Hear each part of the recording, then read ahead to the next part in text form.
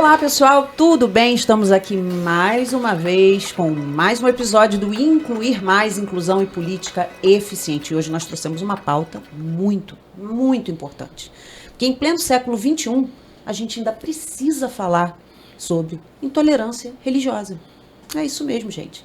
E eu trouxe hoje para falar com vocês sobre isso um casal que são Jefferson Figueiredo e Adriana Araújo, tá?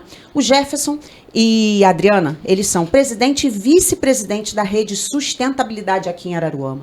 São também ativistas em causas sociais. Ela é empreendedora e ele é professor de história e especialista em educação e relações raciais. E agora eu deixo então com vocês, Adriana, por favor, primeiro as damas. Tá certo.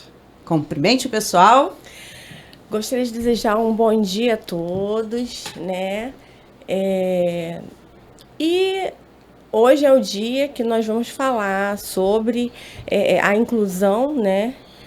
Que, na realidade, precisamos mais de inclusão. É o que nós viemos falar, de inclusão e sobre o racismo, né? O preconceito racial.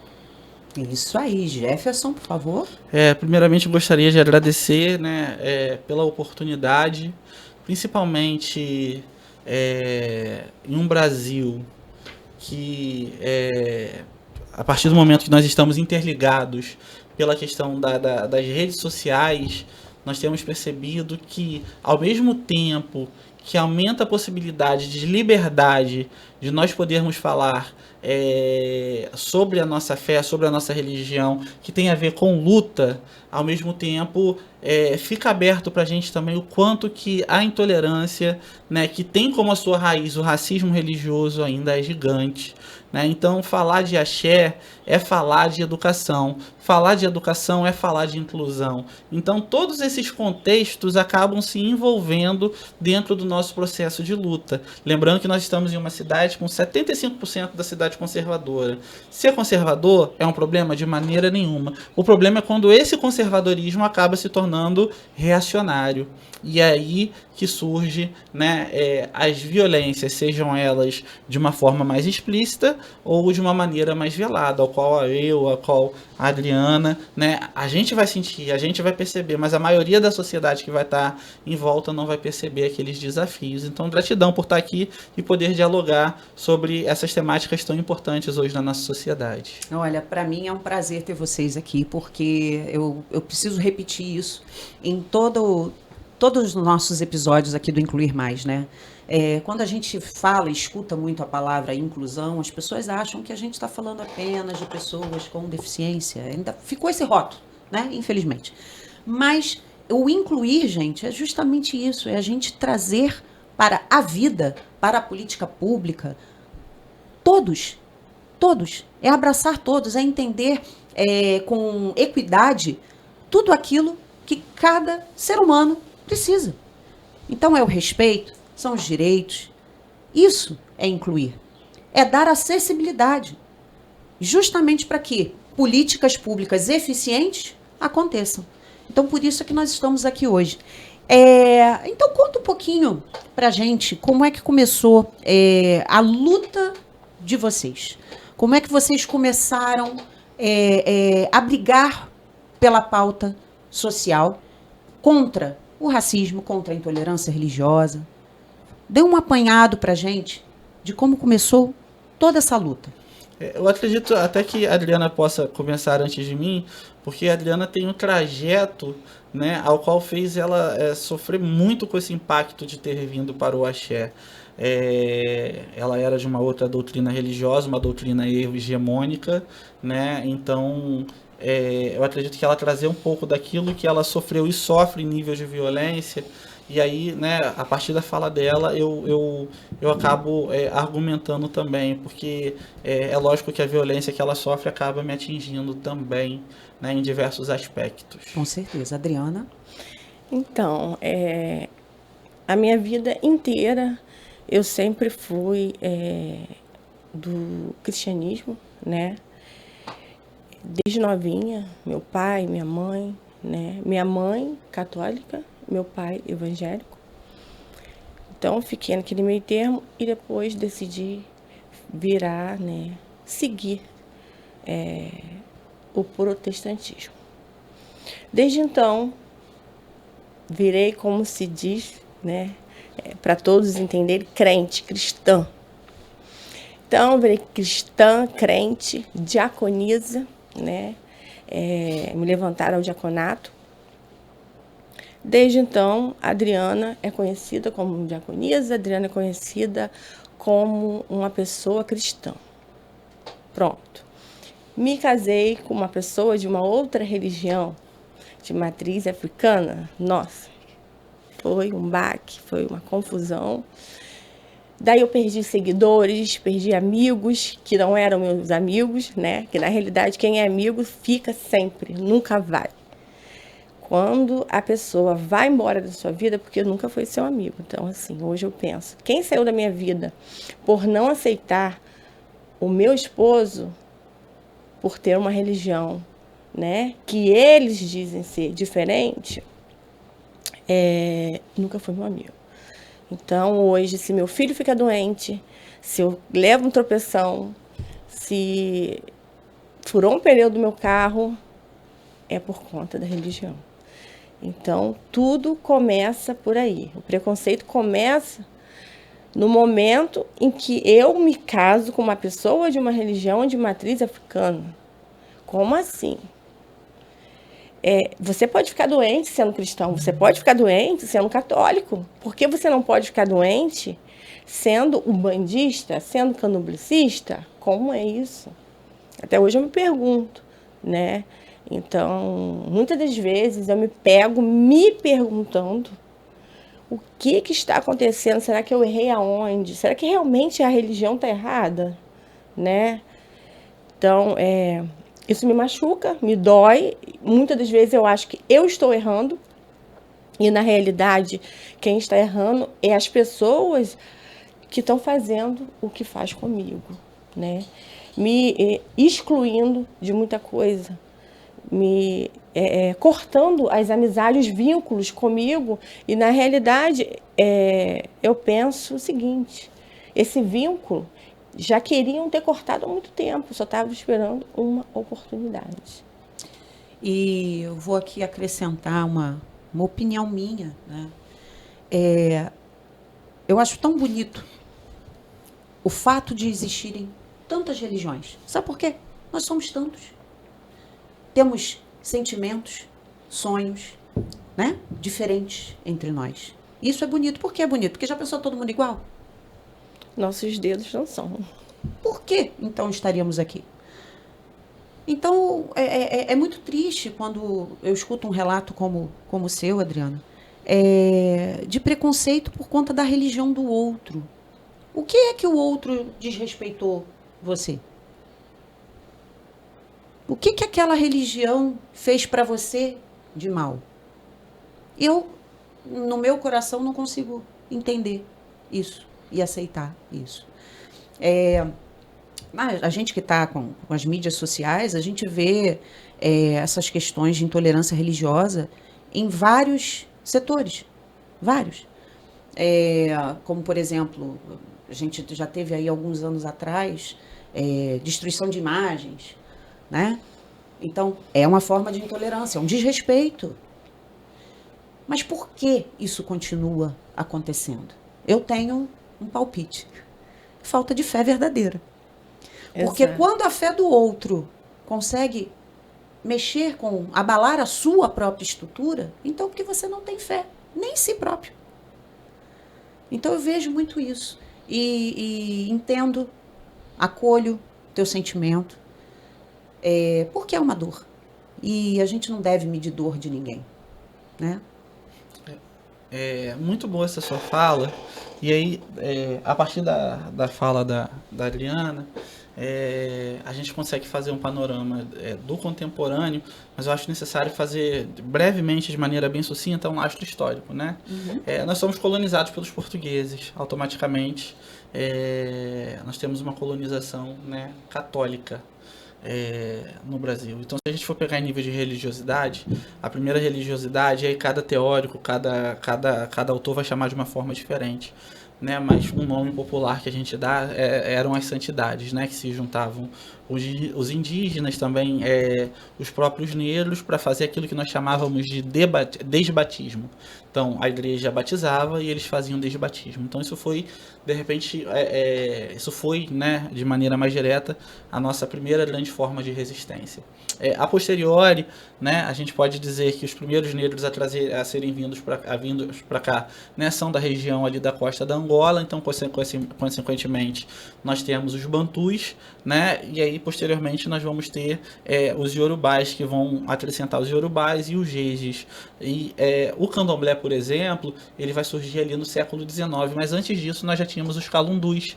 E o que eram os calundus? Né? Eram muito próximos das macumbas cariocas que nós vamos ter ali antes, durante e pós Hélio Fernandino de Moraes. Posteriormente ao candomblé nós vamos ter as cabulas, que aí sim, né, é aquela pé no chão e é muito próximo daquilo que hoje nós temos como Umbanda. Ou melhor, a Umbanda é muito próximo dos calundus e da cabula. A figura do Zélio, ela foi fundamental, né, para que a Umbanda conseguisse se forjar, como que eu posso dizer? Que a Umbanda conseguisse se forjar em nível burocrático. Porque nós havíamos um momento ali no início do século XX, onde o arianismo, né, vinha muito forte com a construção da Segunda Guerra Mundial, a questão do nazismo, do fascismo, de todo esse processo em Europa que chega ao Brasil. Então, a grande questão é que a raiz por trás da intolerância é o racismo.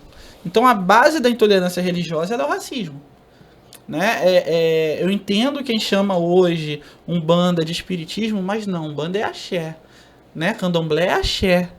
Nós acreditamos em Aie e em Orum. Nós não acreditamos em reencarnação dentro daquilo que o Kardec prega. Cabe lembrar que quando o Caboclo das Sete Encruzilhadas, né, se apresenta dentro de um centro de Kardec, ele foi visto como um espírito não evoluído. Né? Então, até dentro dessa perspectiva, nós vemos uma questão racial. Se Preto Velho se apresentasse, um Preto Velho não poderia se apresentar como um espírito evoluído, porque Preto Velho era negro. Né? Tentaram mudar o nome de Iemanjá. Eu sempre falo com a Adriana que eu me incomodo muito, e aí perdão a todos os demais companheiros e camaradas de luta, irmãos de axé, irmãos de fé, quando eu vejo uma imagem de Iemanjá branca. É impossível uma Iemanjá branca, né? É como se a gente pegasse a questão do Jesus Cristo, né? Loiro, de cabelos azuis, geograficamente sendo impossível essa perspectiva. Então, assim, existe um lastro histórico que vai justificar essa violência que nós temos hoje. Ontem eu estava vendo, eu até comentei com ela à noite, que eu estava indo dormir, já pensando na entrevista de hoje, e aí eu me deparei com um pai de santo que eu admiro muito. Antes foi o Pai Rique de Badadri, que teve o barracão pedregulhado, e foi ontem o Babalorixá, que é conhecido como Lucas Gogó de Ouro, né, que também ele está construindo seu barracão e pela segunda vez é atacado. Eu até mandei uma mensagem para ele curtiu, ele respondeu ali, porque à medida que, né, a gente sempre fala sobre isso, que nós estamos podendo expor a nossa fé e a nossa religião cada vez mais, consequentemente os ataques, eles estão vindo cada vez mais. Então nós precisamos resgatar a nossa negritude. Como eu sou zelador de Umbanda e sou filho de santo de Candomblé, eu sou de Jeje. E aí, o que eu sempre falo e tento buscar, né? Eu sempre falei isso para os ex-filhos de santo e falo para os filhos de santo, né? Os que ex não, né? Mas os que passaram e saíram. A minha ideia é tentar fazer um quilombo urbano. Né, aquilombar, enegrecer cada vez mais a Umbanda. Agora, é lógico que eu não posso, de maneira alguma, esquecer daquilo que você falou, a diversidade. Então não tem como tirar de cima de um congá a imagem de Nossa Senhora de Aparecida. Porque, ao contrário das religiões monoteístas, as religiões afro, elas acolhem. Elas acolhem. Exatamente. Não à toa nós temos Nanã, por exemplo, no Queto. Né, sabendo que Nanã vem, né, da antiga região do Daomé, que hoje é conhecido como Benin, e seria, tá muito relacionada aos cultos aos Woduns. Então, assim, o que a gente precisa é de união. E isso tem se tornado tão forte que entra numa questão de subjetividade, onde existe um racha dentro da própria comunidade de axé. E aí, só para poder finalizar essa primeira fala, a gente sofre muito dentro de Araruama. Porque Araruama vive dentro de uma bolha de vidro, nós vivemos dentro dessa bolha de vidro. Existem muitos terreiros dentro da periferia, né? Onde nós temos nossa loja, por exemplo, são quase 10 terreiros. E aí eu te pergunto, esses terreiros são legalizados? Não são. Por quê? Porque falta apoio. Se você vai abrir um determinado templo religioso que tem uma matriz, essa matriz vai te ajudar em nível financeiro. Agora o terreiro, o pai de santo, o babalorixá, né, o zelador espiritual, ele precisa correr atrás da ajuda dos seus filhos de santo para conseguir, muitas das vezes não consegue devido às questões burocráticas. E nós não temos na cidade um apoio, tanto que hoje existe um coletivo que está buscando esse apoio, né, e fortalecer o axé dentro da cidade para que nós pelo menos possamos ser vistos. E isso é muito importante que você falou, a inclusão e a diversidade, né? Às vezes, a gente, quando volto a falar das redes sociais, da mídia no geral, a gente vê notícias, vê opiniões, vê ataques totalmente desnecessários. Eu volto a falar, cadê a fé verdadeira? Cadê a fé verdadeira? Porque se algo consegue te incomodar tanto, o problema está no que te incomoda ou em você? Então eu fico com essas reflexões, porque, gente, ter religião é algo que é a escolha de cada um escolhe aquilo que lhe conforta, aquilo que toca a sua alma, seu coração. Você, quando busca uma religião, você não vai lá pelas outras pessoas que estão lá, você tem que ir lá por você, para aquilo que te conforta, que te faz bem, que te preenche a alma, e não por conta do outro. Porque o outro, porque aqui é maior, aqui é mais bonito, aqui. Isso então não é fé verdadeira. E às vezes eu vejo essas guerras, e essa também, volto a repetir uma opinião minha própria, às vezes eu vejo essas guerras e as pessoas esquecem da fé. E aí acabam separando, a religião acaba se tornando algo do homem. Exatamente. E a fé, que era o principal disso tudo, vai ficando esquecida. E as pessoas vivem em guerra entre si, por conta da vaidade, por conta de querer aparecer mais um do que o outro. Isso é muito triste da gente ver. Como eu falo, estamos no século XXI. E essas coisas ainda precisam ser ditas. Ainda precisam ser tocadas. Essas feridas precisam ser cutucadas. E como você falou, aqui na nossa cidade a gente não vê uma união, não vê as oportunidades, não vê acontecer. Não vê um estímulo, não vê chegar na escola e passar uma informação com respeito às religiões. Não vê. E, inclusive, eu sei que vocês passaram, né? Jefferson passou por algo sendo professor, né? Ainda mais professor de história, que é uma pauta que você gosta, né? Fala muito bem sobre isso, parabéns. Gratidão. E vocês passaram por isso, né? Como a Adriana falou, passou por isso após a escolha do seu companheiro, por ele não ser da religião que onde você estava, onde você se sentia acolhida, né? E vocês passaram por isso também, você viu isso acontecer num ambiente escolar. Como é que foi isso para você, como professor, como uma pessoa de fé, uma pessoa que busca levar essa mensagem, né? Que busca essa luta, esse respeito? Como é que foi isso para você? Como é que você conseguiu lidar com essa situação, proteger os alunos, enfim? Como é que foi essa questão toda? Isso é importante a gente falar. Perfeito. O primeiro passo, assim, que eu sempre falo com a Adriana, que o meu maior receio, né, e ela acompanhou um pouco desse medo, que é me tornar zelador espiritual, né, zelador de Umbanda muito cedo, né. Ela sabe que eu não gosto de... Eu falo que eu sou... Porque vocês vão me desculpar, né. Eu gosto de falar que eu sou macumbeiro, na verdade, sabe, né? Eu gosto da macumba carioca, eu gosto de começar a minha gira às 7 horas da noite, terminar às 6 horas da manhã, sair todo mundo com o pé cascudo, né? É basicamente disso que eu gosto, sabe? Eu gosto do terreiro pé no chão, eu gosto do terreiro que reivindica a nossa negritude, a nossa ancestralidade, sabe? E é esse resgate que nós buscamos fazer. Dito isso, hoje as redes sociais elas são muito acessíveis. né? Só que na escola, né, em âmbito educacional, nós temos a Lei 10.639 e a 11.645 de 2008. E aí houve, né, não vou citar o nome da escola, até porque eu gosto muito da diretora, né, do dirigente, eles sempre me apoiaram muito, mas o problema é que um grande corpo era totalmente contra, né? Vou te dar um exemplo, eu também sou psicanalista, e aí no Setembro Amarelo, eles fizeram uma atividade extremamente bacana, só que tocando o hino, né? E para isso não precisa pedir autorização aos responsáveis. Né? Mas, para poder falar de Lei 10.639 e de 11.645, precisa pedir autorização aos responsáveis. Só que, na verdade, não precisa. Por quê? Porque faz parte do currículo. Se está no currículo, se está na BNCC, não é necessário se pedir autorização. Explica sobre as leis para quem... Perfeito. A Lei 10.639, né, de 2003, inclui o ensino de África e africanidade brasileira nas escolas, obriga... Tá? E a 11.645 engloba também a questão dos povos originários.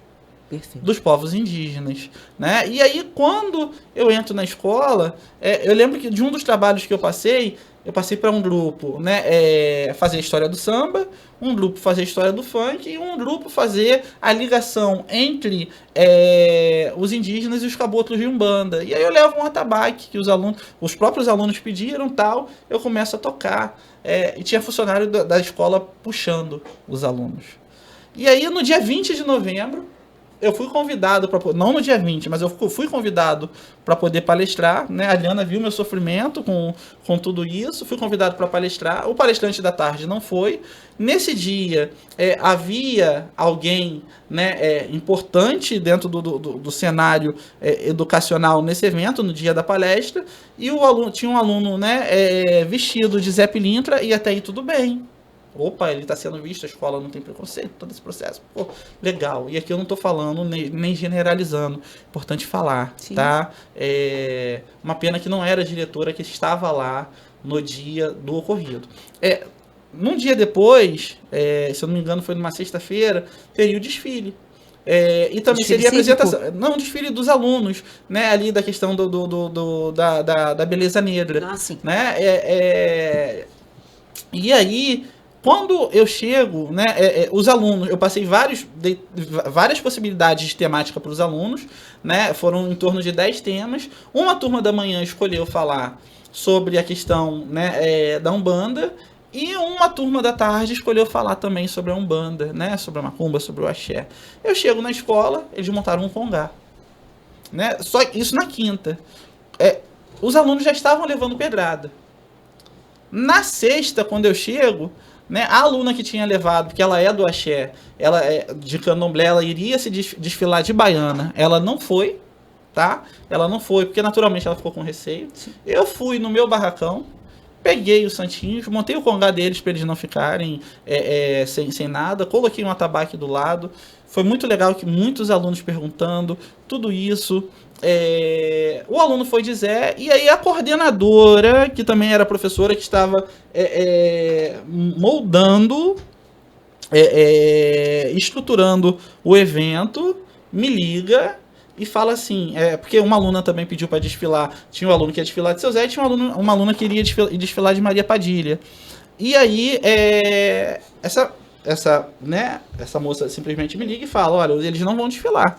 E aí eu pergunto por que eles não vão desfilar. Se fosse um aluno, por exemplo, vestido de Cristo, teria esse problema? Se fosse um aluno de uma religião hegemônica, teria esse problema? Então você vai me desculpar, mas isso me parece, né, que é intolerância religiosa. Vamos fazer o seguinte, eles vão desfilar, quando você chegar aqui eles já vão ter desfilado, e aí depois a gente conversa. E aí, o aluno desfilou de Seu Zé, a aluna desfilou de Maria Padilha, mas para isso, né, a dirigente veio com todo carinho, pedir explicação, me explicar o que era o que estava acontecendo, levou super de boa. A vice-diretora me chama e simplesmente não queria. né? Eu sou professor que não sou efetivo, eu sou de processo seletivo. Para minha sorte, 2 professores efetivos me acompanharam, e aí a gente trabalhou em cima das leis da parte didática, da questão da BNCC, para a diretora autorizar. Uma outra aluna que nem era da minha turma, e é do Candomblé, falou que era desfilar de baiana. A vice-diretora não deixou. Né? Nem sei se eu vou apanhar por causa disso, mas eu gosto de falar, eu sou assim mesmo.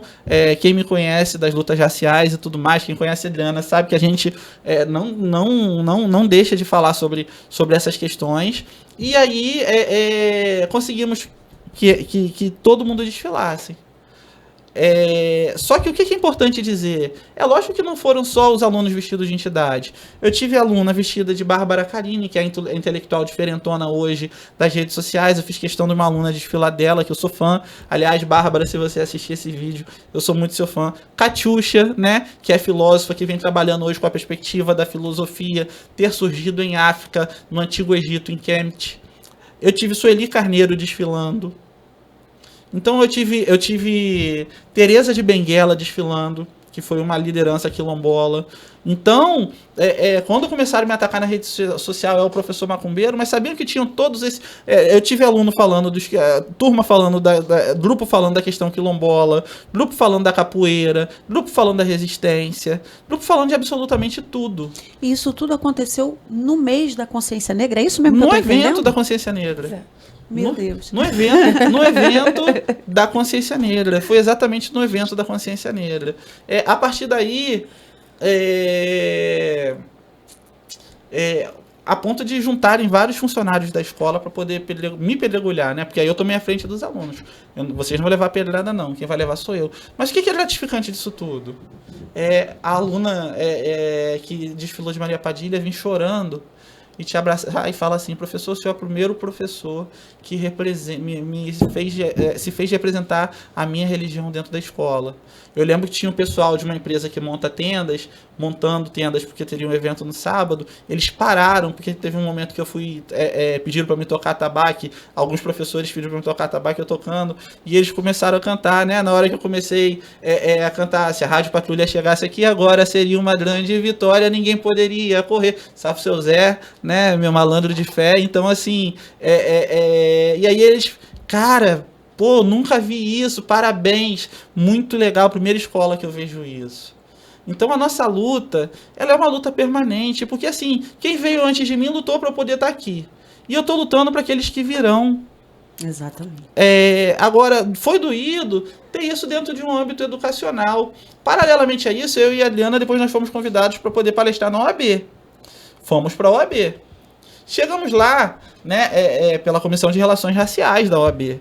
Chegamos lá para poder palestrar, eu acabei falando por último, e eu vi todo mundo falando de Bell Hooks, super importante, falando, né, de todos os teóricos. Eu falei, gente, olha, eu vi todo mundo falando de Deus, falando dos teóricos, falando tudo isso, mas a gente está dentro de um ambiente de justiça, né? Então, nada mais justo do que eu começar saudando o nosso pai Xangô, né? Caô, Cabecilha, Xangô, Banixé, Caô. E aí eu começo a cantar: estão queimando velas para me derrubar. Eu já fiquei doente, meu pai, sem poder andar. Mas hoje estou aqui, que é pra saudar Xangô. E vira essa macumba no peito de quem mandou. Xangô, meu pai, amarra os inimigos e dá um nó. Xangô, meu pai, amarra na pontinha do cipó. E eu lembro que teve gente que fez assim pra trás, né? Fez assim pra trás, sabe? Porque eu tava dentro de uma bolha de vidro totalmente elitizada. Por mais que eu tenha muitos amigos lá que eu saiba, tenho certeza que não fazem parte dessa bolha, né? E aí o que eu pedi pra eles? Eu pedi pra eles exatamente o que eu comentei. Cara, vocês precisam olhar pela periferia. Tem muito terreiro precisando de ajuda, sabe? Tem barracão que não consegue fazer sua gira porque começa a cair goteira. E aí, na hora de pedir, e aí eu sou obrigado a dizer isso. Quando chegar 2028, os macumbeiros, todo mundo vota. Todo mundo vota. Não é? Tem título de eleitor, né? Todos os macumbeiros votam, tem título de eleitor. Passou, e aí? Né? Você soube que teve uma grande gira no evento que fizeram, sim, na praça. E aí eu questionei e falei assim, eu lembro que eu falei com uma Yalorixá, amiga minha, e falei: Olha, eu tô preocupado com o que vai vir depois. E o que veio depois? Nada. Não. Se a gente quer fazer uma gira na orla da praia, a gente precisa pedir Iguaba, porque Iguaba eles montam tenda, eles colocam... espero que a partir daqui comecem a liberar, né? Vamos torcer para isso. Estamos trabalhando para isso. É isso. Eles botam banheiro químico, eles botam tudo isso. Sabe? Eles botam tudo isso. Então, assim, sai daqui para ter que ir para Iguaba. E aí você precisa juntar 1, 2, 3 terreiros para poder ter mais força. Agora, por lei, é importante, né? Eu vou falar olhando para a câmera, é importante saber disso. Que por lei, a gente não precisa oficiar a prefeitura, a gente não precisa oficiar Câmara de Vereadores, a gente não precisa oficiar polícia, a gente não precisa oficiar ninguém. É lógico que por prudência eu acredito que o ideal fosse oficiar os bombeiros, porque sempre alguém pode passar mal. Claro. Né? Mas qualquer espaço público nós podemos pregar a nossa fé. Então na orla da praia, né, não tem guarda civil que tenha que utilizar spray de pimenta, não tem nada disso. Né? Em qualquer lugar da cidade nós podemos sim cultuar a nossa fé. Sejamos nós da Umbanda, do Candomblé, católico, protestante, budista, né, judeu, muçulmano, nós podemos professar a nossa fé, porque o Brasil é um país laico. Perfeita fala. E você citou aqui uma questão, né? Tudo isso que você contou aconteceu justamente no mês dedicado à consciência negra. E, mais uma vez, vou dar minha opinião particular sobre os meses, janeiro branco, e é isso, outubro rosa e tal. A gente vê muito essas campanhas no mês, né? Mas como você disse, e depois? São só 30 dias para falar sobre isso? São só 30 dias para se prometer fazer algo a respeito do assunto que for? Então, eu meio que estou me tornando uma pessoa intolerante a essas datas, sabe, comemorativas, porque me soa hipócrita. A gente faz, como por exemplo, nós tivemos no ano passado, em abril, a caminhada sobre o autismo, né? Exatamente. Então, fizemos aquela caminhada, vieram muitas pessoas, e gratidão a todos que participaram, que apoiaram também. Mas e depois? O que tem sido feito a respeito da inclusão destas pessoas, né?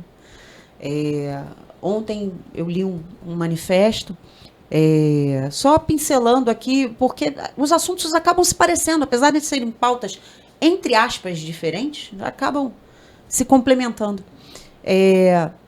Uma funcionária pública autista foi a um evento de inclusão, onde disseram a ela que ela teria acessibilidade, já que ela necessita de suporte, necessita de um espaço adaptado para que ela possa estar lá. Prometeram que ia ter, e não teve. Então, o que a gente ainda está fazendo de errado? A gente, eu, vocês, para que isso mude, para que as coisas comecem realmente a acontecer, serem eficientes. O que está faltando? Mais união? Vamos buscar essa união. Porque inclusão tem tudo a ver com tudo isso, inclusive a acessibilidade. E o mesmo é válido para a questão racial, o mesmo é válido para a questão religiosa. Precisa se respeitar. As leis existem, são lindas no papel. Mas cadê a prática? Será que a gente vai precisar ficar sendo taxado como opositor cada vez que a gente reclama um direito? Até quando isso? Até quando? Querem fazer um evento? Olha, vamos fazer um evento em novembro para a cultura negra. Chama as pessoas que já estão habituadas a fazer esse tipo de trabalho. Escuta. Olha só, o que eu preciso fazer aqui para ficar um evento bacana, bonito? Olha, você precisa fazer tal coisa. Ih, mas isso aqui eu não tenho condições de fazer. Me dá outra sugestão. Conversa. Ouçam. Vão continuar desrespeitando uma frase que eu carrego, eu vou até tatuar qualquer dia. Nada sobre nós sem nós. Onde é que isso vai mudar? Onde é que essa realidade vai mudar? E, Adriana, você contou, você é empreendedora, né? E aqui eu vou te fazer uma pergunta, porque a gente estava conversando antes da nossa gravação, e você comentou que essa intolerância atingiu até o teu comércio. Sim. Né? Então, conta isso pra gente. Sim. Como você se sentiu, quanto mulher, principalmente, empreendedora, que é algo também difícil. Sim, eu sempre tive, né, como eu era evangélica, eu vou dizer que eu era evangélica, né?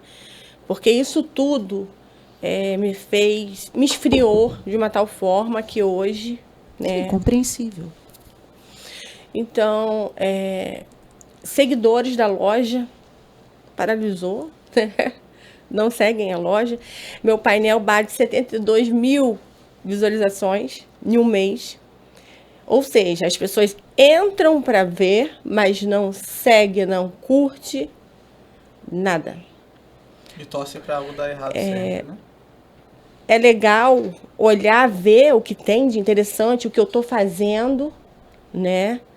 Para ver se vou tropeçar.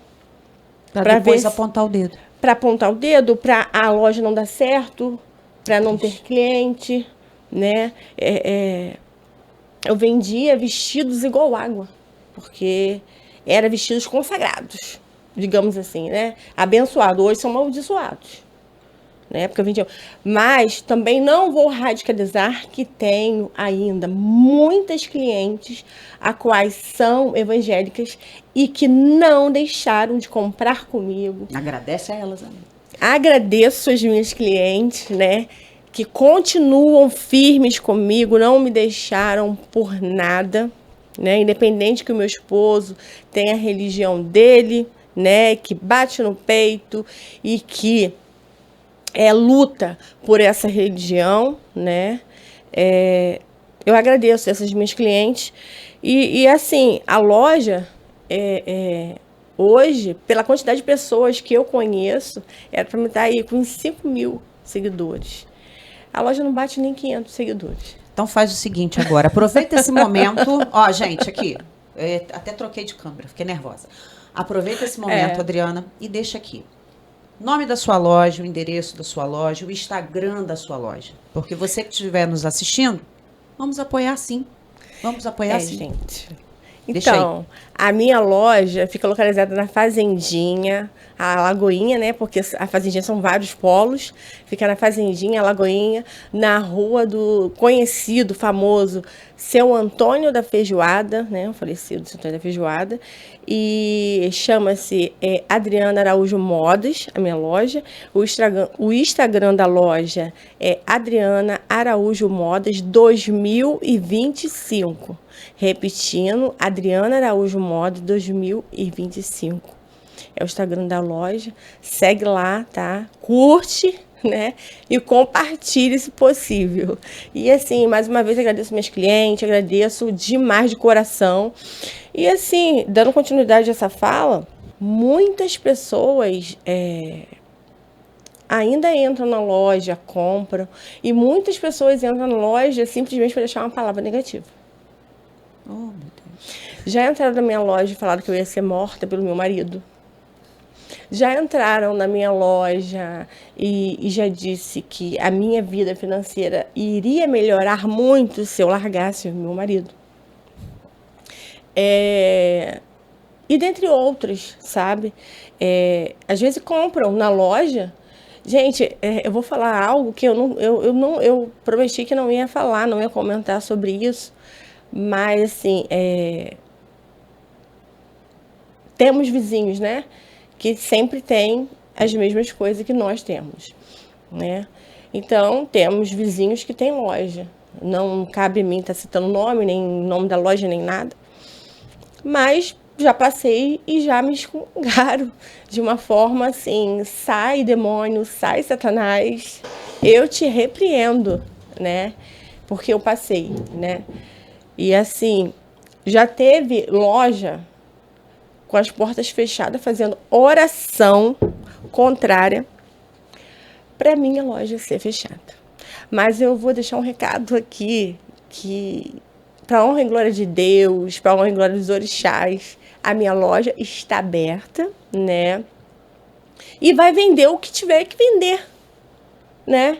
E eu sou grata a tudo isso. E se eu tiver que fechar, eu vou fechar porque eu quero, não porque não tem cliente, porque fulano fez oração contrária e a loja não foi para frente. Ou porque o meu marido fez macumba, porque eu só vendo se meu marido fizer macumba.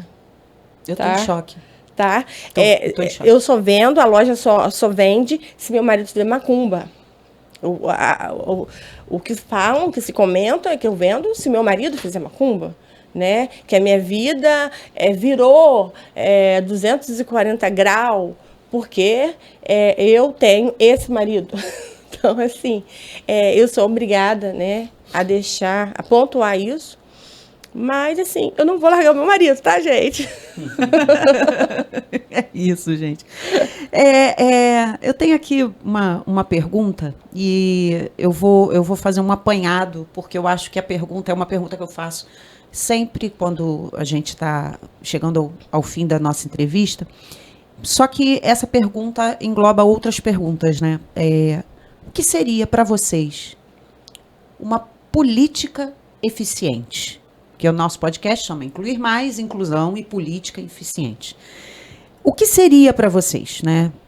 Como lutar contra o preconceito num município como o nosso, hoje, né? E acredito eu, por conta até da sua experiência como professor, que isso tem a ver com educação, diretamente. Então, eu vou deixar essa pergunta para que vocês possam dizer o que seria uma política eficiente dentro desta pauta. Perfeito. Você quer falar primeiro? Não, pode falar primeiro. Vou começar pela questão da educação. Primeiro, fazer-se cumprir aquilo que está posto. E o que está posto? Né? Que tem lei. Lei deve ser seguida. Né? Se a gente for falar da lei de 2003, então a gente já tem 23 anos. Da lei de 2008, a gente tem 10, né? 12 com mais 6, 18 anos. Então, assim, para falar dos povos originários, né, as pessoas precisam entender que o indígena que hoje, né, tá o povo, a indígena, perdão, que está hoje como deputada, ela não deixou de ser indígena. O indígena que está na faculdade, ele não deixou de ser indígena. O macumbeiro, o filho de santo, o babalorixá, o pai de santo, né, que está, se bem que hoje, como deputado federal, nós não temos nenhum pai de santo, né, mas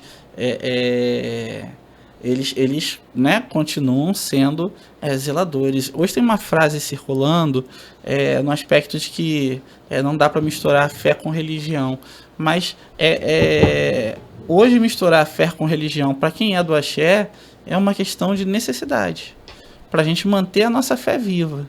É diferente das religiões hegemônicas, que aí entra um outro critério, que seria um outro debate para um outro momento. Né? Agora, quem é do axé, a gente tem a nossa coletividade e nós temos também a necessidade de que existam políticas públicas para o povo de terreiro poder ser respeitado.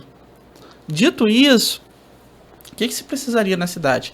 Primeiro, formação continuada, né, de eficiência para que os professores, não só os professores, mas todo o corpo escolar estivesse preparado com isso, porque se uma aluna hoje vai entrar para o Roncó, ou um aluno vai entrar para o Roncó e depois vai ter que vir de IAO com cabeça raspada, cumprir seus preceitos ali durante 3 meses, né, e o preceito geral que leva 1 ano, consequentemente, esse aluno e essa aluna vão precisar ser respeitados na sala de aula. Porque vão estar expostos ao bullying. Exatamente.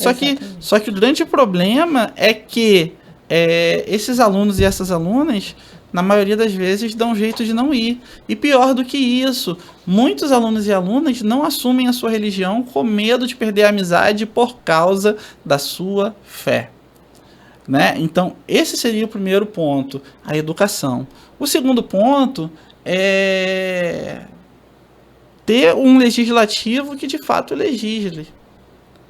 Né? Ou seja, que criem leis que venham a beneficiar, né, a sociedade como um todo. E aqui eu não estou me referindo, aqui eu vou além, né? E é por isso que hoje nós estamos à frente de um partido que está lutando exatamente também por essas causas, que é a questão racial, que é a questão sindicalista, que é a questão do povo LGBTQIAPN+, que é a questão da luta das mulheres contra a violência doméstica. Por exemplo, por muitas vezes vem algum amigo da área da saúde mental, poxa, Jefferson, estou aqui com a possibilidade de analisando para você. E às vezes, né, analisando que seja mulher e que passou por alguma violência doméstica, alguma violência do tipo, e não vai se sentir confortável comigo. Então, eu converso com alguma conhecida da área da saúde mental. Por quê? Porque eu sou uma figura masculina. Eu sou uma figura masculina. Sim. Né? E aí, o que a gente precisa? A gente precisa de leis, né, e de possibilidades de apoio, principalmente no critério burocrático. Porque a gente não precisa que um candidato a vereador ou vereadora bata na porta do nosso barracão apenas no período eleitoral. Com certeza. Para ter cabo eleitoral e para ter os filhos de santo votando. Eu penso que os políticos, no geral, eles trabalham muito no ano eleitoral, depois eles esquecem do povo. Exato. A gente vê isso. A gente não pode fechar os olhos para isso, passar pano. E aí a gente luta por inclusão também, né, no nível da questão da neurodivergência, no nível da inclusão de maneira geral, né, minha esposa, né, tem um filho especial, eu tenho um filho que está em investigação de TEA, uma barbaridade que eu vou te contar aqui de maneira muito rápida, e ela acompanhou e ela sabe que não é mentira, porque ela estava do meu lado. A gente sabe que existe o sincericídio como estereotipia. Sim. E aí meu filho acaba sendo muito sincero. Porém, todavia, entretanto, ele falou, e mesmo assim eu falei, opa, que ele falou que foi largado na sala por 10 minutos de uma determinada escola da cidade. Né? E aí ela falou, Jefferson, a gente vai ter que ir lá. Ela foi comigo. Quando o vice-diretor, que já tinha trabalhado comigo, liga a câmera, a gente vê a professora, todo mundo correndo na aula de educação física. Ela escolhe meu filho, manda para a sala. A professora regente estava lá junto com as estagiárias. As estagiárias botavam meu filho de castigo, sendo um aluno que a escola sabe que está em investigação de TEA. Tô mentindo, Adriana? Não. Né? Chegamos a botar a câmera, porque ainda não tinham passado aqueles 7 dias para as imagens sumir. E aí o que ocorre? Né? A gente vê as professoras saindo e meu filho fica em torno ali de 5, 10 minutos sozinho. Ele entra em desespero. Eu fiquei indignado. Porque ali eu não estava como professor, não estava como especialista, não, estava como pai. E meu filho entra em desespero. E meu filho me contou chorando. Uma criança de 7 anos. Né? E o que mais me assusta? Que o vice-diretor trabalhou comigo e o diretor trabalhou comigo também. E o diretor hoje é dono de escola. Né? Hoje ele é dono de uma escola particular da cidade. Eu vou falar mesmo, que eu estou falando do meu filho. Sabe? Total liberdade para falar de filho aqui. Fui fazer a denúncia, denunciei para o Disque 100, denunciei no Ministério Público, foi parar no Conselho Tutelar, entendeu? Esse diretor botou dedo na minha cara, botou a cara na minha cara, só que o grande problema é que eu estava sozinho. Por eu estar sozinho, ele só tinha o corpo escolar, porque no dia da reunião ela não pôde ir comigo, né? O que ele fez? Ele fez de tudo para agredir ele. E ele sai dali e vai registrar um boletim de ocorrência contra mim. Né? Mas eu quero, seu diretor, que o senhor saiba, eu estou falando olhando na câmera, tá? Que seus gritos comigo não me assustaram. Quero que o senhor saiba que o senhor está sendo investigado pelo Ministério Público. Quero que o senhor saiba que o senhor está sendo investigado, né? Pelo próprio Disque 100 e que está correndo. Tá? Quero que você saiba que meu filho também já foi chamado no Conselho Tutelar para poder falar o que aconteceu. Tá? E é importante que vocês saibam que sincericídio é uma estereotipia, então ele vai falar a verdade. E cabe a nós aqui, eu quanto mãe atípica, que vocês sabem, né? A Adriana já me conhece dessa luta também. Gente, não mexam com os nossos filhos. Não mexam. Você pode me xingar do que você quiser. Adriana também. Tudo isso aqui que ela contou dói, mas não mexam com os nossos filhos. porque aí vocês vão conhecer pessoas que vocês, de repente, não imaginam que existem. Então, fica aqui meu recado para cada mãe, para cada pai, para cada avó, para cada tia atípica da nossa cidade. Não deixem acontecer. Gritem, briguem, exijam os seus direitos, façam com que eles sejam cumpridos de todas as formas. Procurem todos os órgãos responsáveis. Se mesmo assim você precisar da rede social, tô aqui. Tô aqui para te apoiar, tô aqui para te dar voz, tô aqui para te trazer aqui, para você poder falar também. A Adriana também pode falar brevemente sobre o que ela passa, né, relacionado a essa questão do nosso filho mais velho. Né? Fala. Primeiramente eu vou falar aqui do começo, um pouquinho do começo, né? De tudo, né? O João hoje tem 19 anos, fez a formação do ensino médio, foi até muito bonito, ele de beca, gente. Nada mais gratificante para uma mãe do que um filho especial, né? De beca. Então, assim, eu lutei com ele, com todas as minhas forças, até ele calçar o sapato. Até onde eu sabia que ele poderia ir. Um exemplo, eu sabia que ele não poderia amarrar o cadastro. Então, eu falei, aqui não dá para eu chegar, né? Mas eu sempre bati de frente com as escolas e não concordo até hoje da criança com dificuldade, as crianças especiais, ter que esperar uma semana, 15 dias, chegar o seu professor de apoio, o estagiário, para estar estudando. Isso é uma coisa que eu não concordo, eu não aceitava, eu batia de frente. E é contra a lei. Contra a lei, eu batia de frente, eu batia mesmo. Era com qualquer diretora. E isso fazia com que ou a pessoa me amava ou me odiava, porque eu não tinha medo. É o que você, Dani, falou. Mexam conosco, mexam com tudo, mas não mexam com nossos filhos. Não tenham medo. As pessoas podem não gostar, mas são obrigadas a respeitar. É o que eu falo. Posso não gostar. Eu não gosto da sua religião, mas eu tenho que respeitar. Eu não sei lidar, eu não gosto de um aluno atípico, mas tem que respeitar. Então pede para sair. Tem nojo. Então saia dali. Não é o seu local de trabalho. Você não sabe o que fazer, você não gosta, você tem medo. Então não esteja ali. Agora, não é colocar os alunos, as crianças, jovens, adolescentes, em sofrimento. Porque isso não vai chegar a lugar nenhum. Se você me permite, o aluno do axé, ele precisa se esconder. O aluno LGBT, ou aluna, precisa se esconder. A aluna feminista, hoje ela está se impondo, está se colocando, mas se ela se coloca muito, ela é mal vista. Sim. Quem tem filho, né, atípico, quem tem filho de inclusão, filha de inclusão, sabe do tamanho do sofrimento que é pra gente conseguir manter os nossos filhos. Você me desculpa que eu quase chorei, porque quando fala do meu filho, né, tá mexendo com a questão de pai. Sabe? Quem me conhece sabe que eu sou um pai que ama o filho, né? Quem me conhece como zelador também espiritual sabe que eu sou um pai de santo que me dedico aos meus filhos.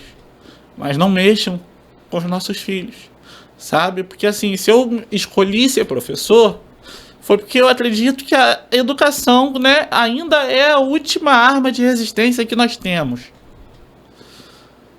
É a última arma de resistência que nós temos. A hora que nós não tivermos mais a educação, a hora que a educação se tornar isso que estão tentando forjar que ela seja, acabou.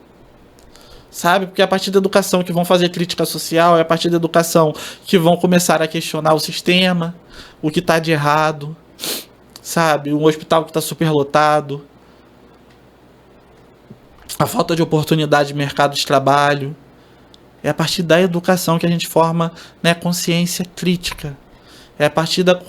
eu falo com os meus alunos, a partir do momento que vocês têm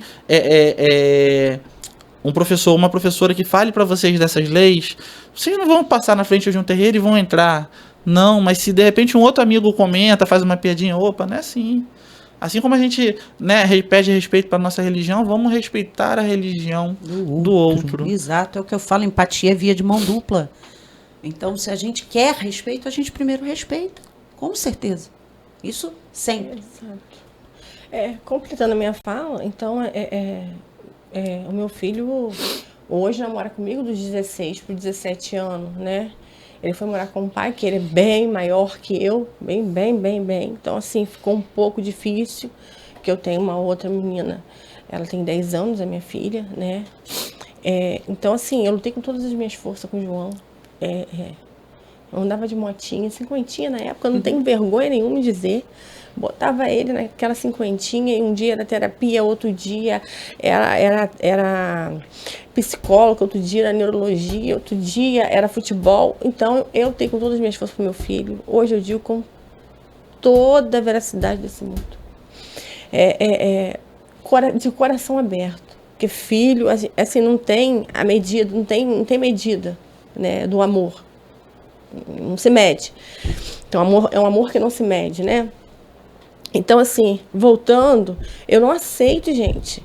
Hoje meu filho já passou dessa fase, hoje ele está querendo fazer faculdade, né?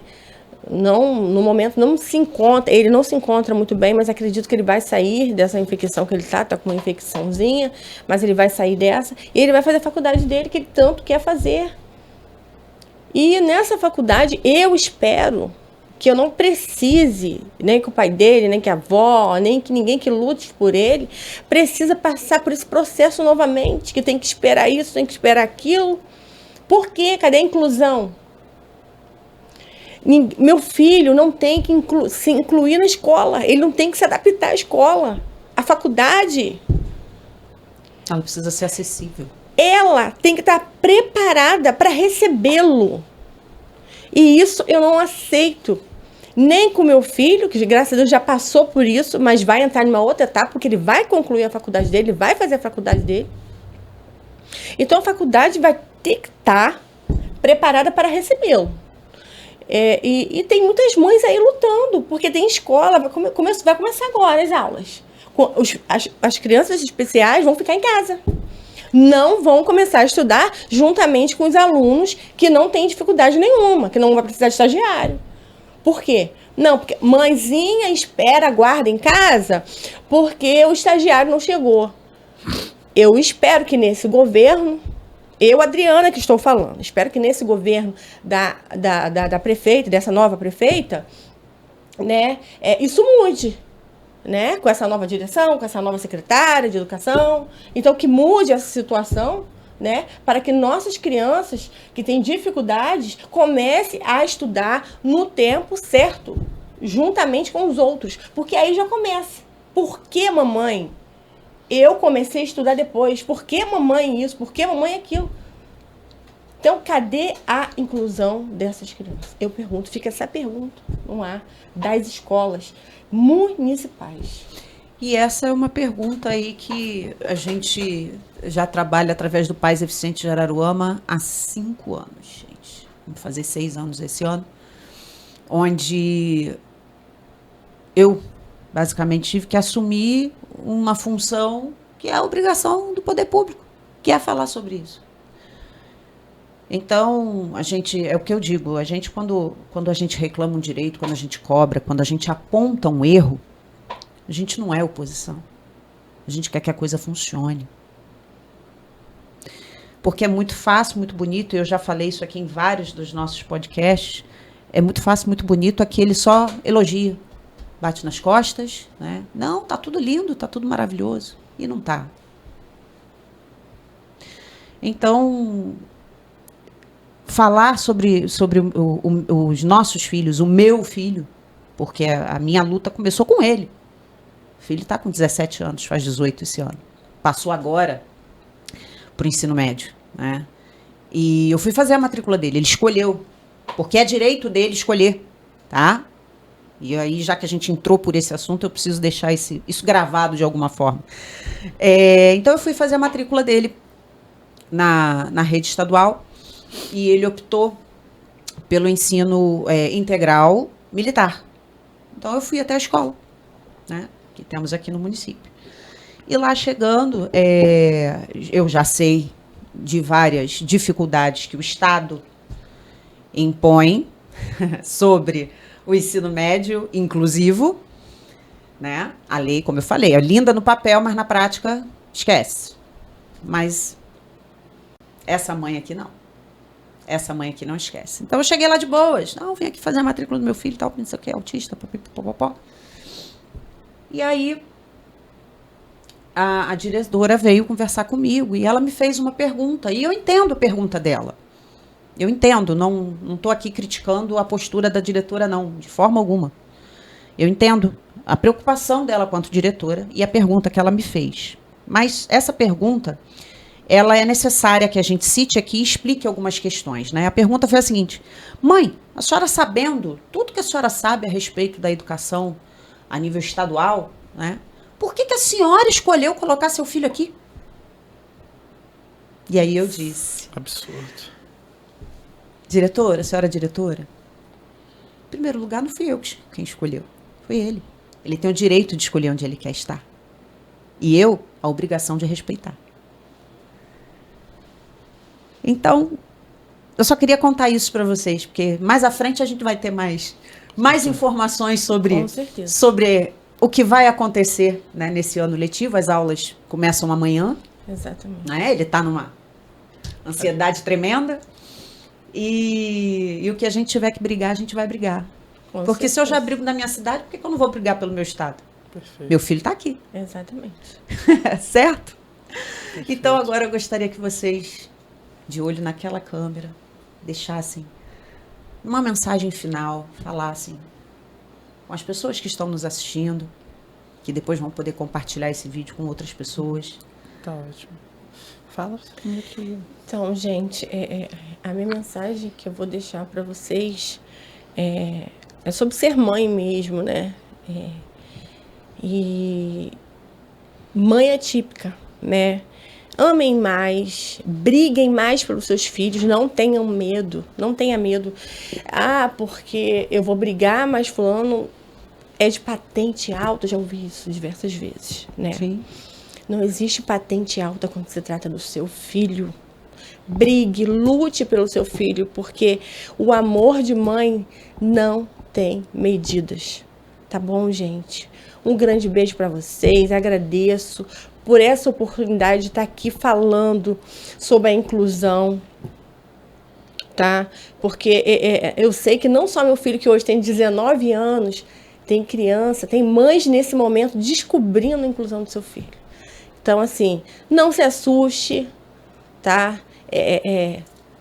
Na hora vai ser difícil, mas depois tudo se normaliza, porque o seu filho não é diferente de nenhuma outra criança. É simplesmente uma criança que necessita de mais do seu carinho, do seu cuidado. Tá bom? Um grande beijo, muito obrigado por estar aqui com vocês e espero estar mais vezes. Com certeza. A mensagem que eu deixo é assim... O Nazareno falou assim: aquilo que nos une é muito maior do que aquilo que nos separa. Então, tudo começa com base no respeito. Eu costumo dizer que, já que a gente fala de intolerância religiosa, mas eu não tenho que tolerar a religião do outro. Eu tenho que respeitar. Exato. Então a mensagem que eu deixo é: respeitem o nosso axé. E se você me permite, né, já que eu esperava, a minha ideia era fechar de outra forma, mas ontem foi dia de Mãe Iemanjá, né, e como nós estamos falando de mães, né, eu gostaria de salvá-la, e tem um ponto tão bonito que diz assim: seu colar é de concha, o seu vestido se arrasta na areia, ela tem cheiro de mar, ela sabe cantar a ponto de sereia. Ô Janaína, quando eu tô feliz eu choro. Ô Janaína, deixa eu deitar no seu colo. Ô Janaína, quando eu tô feliz eu choro. Ô Janaína, deixa eu deitar no seu colo. Então, Iemanjá é aquela que acolhe todos os filhos, mãe de todos, né? E aí também, com a sua permissão, eu preciso tirar essa guia. Exu não é diabo. né? Os compadres e as comadres não são diabo. Então, quando você vê um padezinho na rua, né? Por muitas das vezes aquilo ali é para salvar uma vida. É para te ajudar uma pessoa que está desempregada. É para ajudar uma pessoa que está enferma, que está com problema no relacionamento. Então,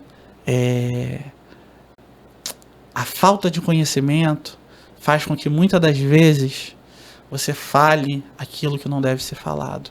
Então, eu não podia terminar sem saudar o meu guardião, sem saudar o meu Senhor, né?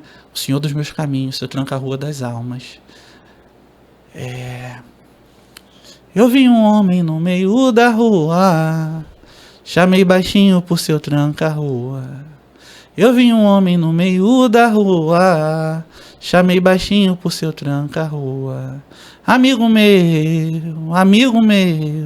chamei por ele e ele me atendeu.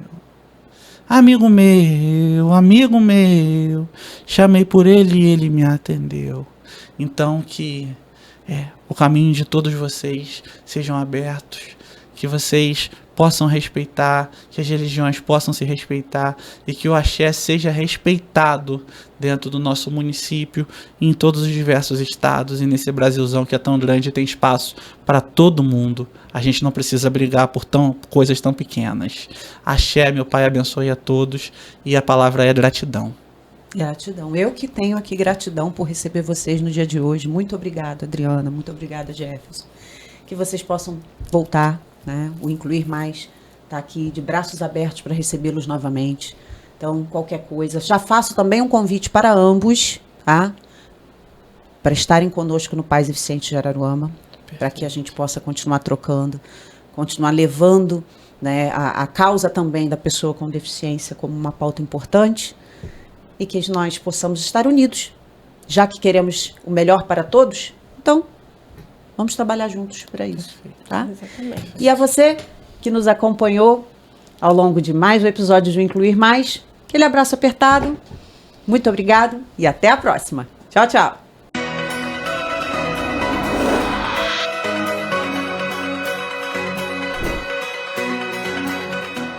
Aviso importante. O conteúdo deste programa tem caráter estritamente informativo ou de entretenimento. As opiniões emitidas pelos entrevistados são de sua exclusiva responsabilidade e não refletem, necessariamente, a posição institucional da Araru TV ou de seus apresentadores, que se isentam de responsabilidade sobre declarações de terceiros.